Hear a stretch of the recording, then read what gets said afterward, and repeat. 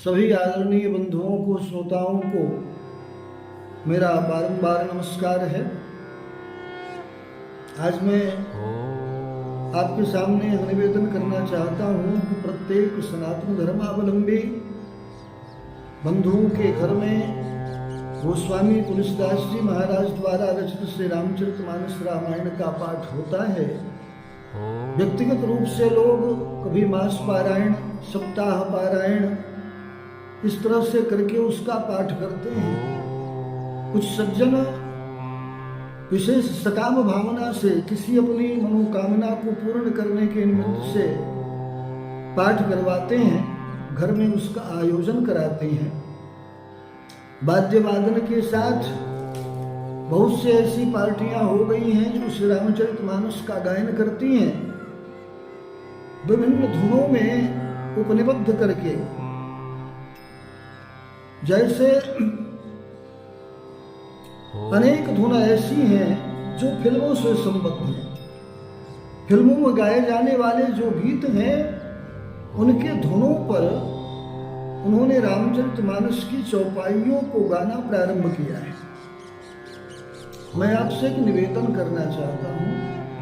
रामचरितमानस गोस्वामी तुलसीदास जी जैसे महापुरुष, जो एक सिद्ध महापुरुष थे, संत थे, उनके द्वारा रचित है। अगर उस रामचरितमानस का आप सकामोपासना के दृष्टिकोण से, अपने किसी मनोकामना को पूर्ण करने के दृष्टिकोण से पाठ करवाते हैं, तो इस बात का आप ध्यान रखें कि आप किसी पंडित से पूछ करके किसी चौपाई विशेष से उसका संपुट कराते हैं। संपुट का अर्थ है जैसे कमल संपुटित होता है। कमल ऐसे होता है और जब सूर्योदय होता है तो कमल खिलता है यूं, फिर जब सूर्यास्त होता है तो ऐसे आकर संपुटित हो जाता है। अर्थात दोनों तरफ की पंखड़ियां आकर के मिल जाती हैं, वो संपुट हो गया। वैसे ही प्रत्येक दोहा या प्रत्येक ऐसा छंद, जैसे रोला है, दोहा है, सोरठा है, जिसमें श्री रामचरितमानस को गोस्वामी तुलसीदास जी महाराज ने उपनिबद्ध किया है, और मुख्य रूप से जो छंद है वह चौपाई छंद है। प्रत्येक छंद की छंद शास्त्र में यह निर्धारित किया गया है कि हर छंद जो है उसकी मात्राएं सुनिश्चित है। जैसे विशेषतया श्री रामचरितमानस में चौपाई छंद है। चौपाई छंद के प्रत्येक चरण में 16 मात्राएं होती हैं, 4 चरण होते हैं। अगर आपने श्री रामचरितमानस का गायन करते समय उसमें अपने तरफ से कोई शब्द मिला दिया तो निश्चित रूप से वह 16 मात्रा नहीं, फिर मात्राएं बढ़ जाती। आप गायन कर रहे हैं, उसमें कुछ न कुछ लगा दे रहे हैं। ऐसा करने से फिर वह पाठ दूषित पाठ माना जाएगा, और जिस उद्देश्य से, जिस कामना से आप पाठ करा रहे हैं उस कामना की पूर्ति संदिग्ध हो जाएगी।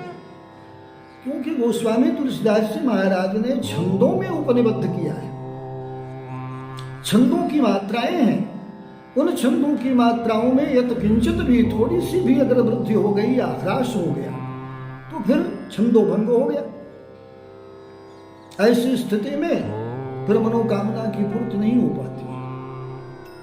इसलिए आपसे प्रार्थना है, इस बात का ध्यान रखें कि रामचरितमानस अवधी भाषा में लिखा गया तो उसमें संस्कृत निष्ठ हिंदी का प्रयोग आप न करें।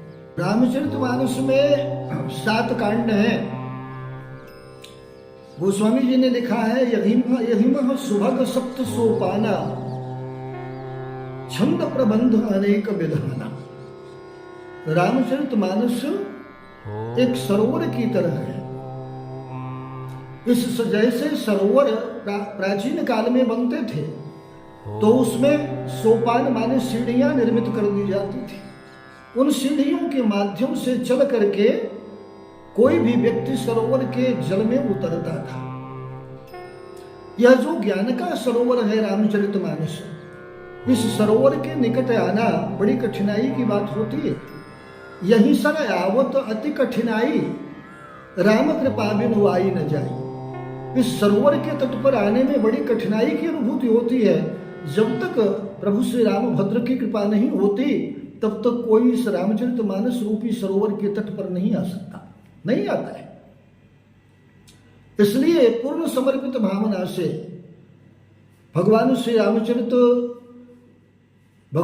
राम के चरित्र का उद्गायन करने के लिए रामचरितमानस कृति के समान कोई और रचना नहीं है। भगवान श्री राम को प्रसन्न करना है तो निश्चित रूप से रामचरितमानस का पाठ होना चाहिए, प्रत्येक घर में यह पाठ होना चाहिए। आज सुंदरकांड का पाठ लोग एक निमित्त विशेष से करते हैं। श्रद्धा भक्ति से पाठ कीजिए तो उसका सुफल प्राप्त होगा। श्रद्धा विहीन पाठ अगर आप कर रहे हैं तो उसका फल प्राप्त नहीं हो सकता, क्योंकि शास्त्र कहता है कि श्रद्धा रतिर भक्तिर अनुक्रमिष्यति। पहले श्रद्धा होती है, फिर रति का उद्भव होता है, स्नेह बढ़ता है, फिर भक्ति का आगमन होता है। इसलिए श्रद्धा प्रथम सोपान है। श्रद्धान्वित होकर रामचरितमानस का पाठ करें, उसमें कुछ अन्य न लगाएं और साथ ही संस्कृत निष्ठ नहीं बनाएं। गोस्वामी जी ने रामचरितमानस के प्रत्येक कांड के प्रारंभ में संस्कृत छंदों में प्रार्थना की है, भगवान की स्तुति की है। लेकिन उसके बाद जो छंद लिखे गए, चौपाई छंद, दोहा छंद आदि, उनमें विशुद्ध अवधी भाषा का प्रयोग हुआ है। जो हम बोलचाल की भाषा बोलते हैं, कहाँ जात है, का करत है, उस भाषा में उन्होंने लिखा है। इसलिए उसको संस्कृत निष्ठ न बनाए, उसी भाषा में गायन करें और अपने तरफ से कुछ न जोड़ें। श्रद्धा भक्ति पूर्वक उसका पाठ करें। अगर आप सस्वर पाठ करना चाहते हैं तो करें, लेकिन अपने तरफ से कुछ लगाए नहीं, जिससे कि छंद में छंदो भंग न हो, त्रुटि न आवे। बस इन्हीं शब्दों के साथ वाणी को विराम देता हूँ।